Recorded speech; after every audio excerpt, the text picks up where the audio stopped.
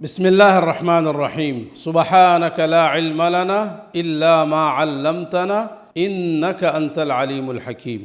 آج ہم آپ کے سامنے ایک عمل بتاتے ہیں۔ اگر آپ کی کوئی چیز گم ہو جائے یا چوری ہو جائے یا کوئی انسان بچہ بڑا کوئی بھی گھر سے غائب ہو جائے، اس کے لیے یہ عمل انتہائی مجرب ہے اور اس کے بڑے برکات دیکھے گئے ہیں، اور لوگوں کے ایسے ایسے مسئلے حل ہوئے ہیں۔ چوری شدہ مال واپس ملا ہے، انسان واپس ملے ہیں، اور اسی طرح کوئی بھی چیز آپ کی گم ہو گئی ہو، آپ اسے پڑھیں گے۔ اس کا طریقہ کار بتا دیتا ہوں۔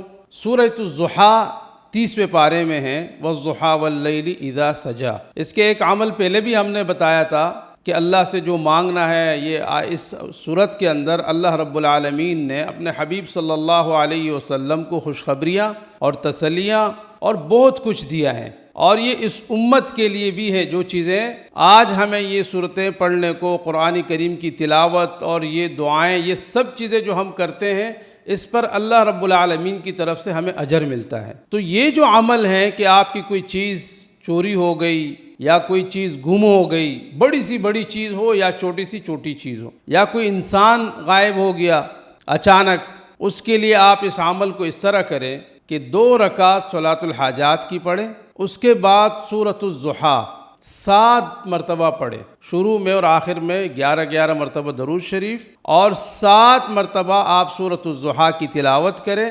اس کے بعد ایک دعا ہے، رسول اللہ صلی اللہ علیہ وسلم نے فرمایا ہے کہ وہ دعا آپ 100 مرتبہ اللہ سے پڑھیں، جس کے معنی بھی یہی ہے کہ یا اللہ جو میری چیز گم ہو گئی ہے وہ مجھے واپس لوٹا دے۔ وہ دعا کیا ہے یہ یاد کر لیں، بہت اچھی دعا ہے اور اللہ رب العالمین کے ہاں قابل قبول ہوگی انشاءاللہ۔